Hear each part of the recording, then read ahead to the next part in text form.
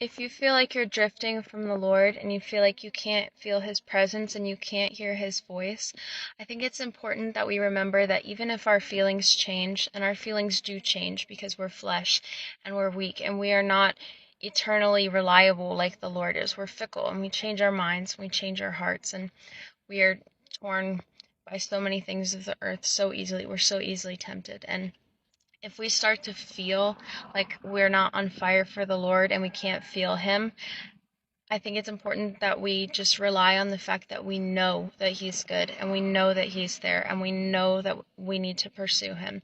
And even sometimes if you don't feel like it, just going with the action of what you know to be true and what you know to be right and what the Lord has told you to do and instructed you.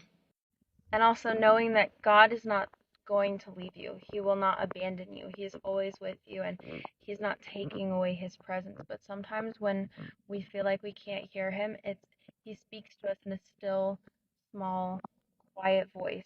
And He wants your attention and He wants you to pursue Him and He wants you to chase Him and run after Him with all that you are. Because if you have something else in your life that's distracting you and that you're not willing to submit to Him, that can get in the way of you being closer to Him. And He's trying to draw you in further and deeper and love you more and know you more. And He wants you to abandon the way of the world and abandon the other things that have your love and attention and just put it all aside and keep chasing Him and keep pursuing Him and saying, Lord, I will not be denied and I will not stop. I'm going to keep searching for you and I'm going to continue until I can find your presence and dwell in you and dwell with you, God.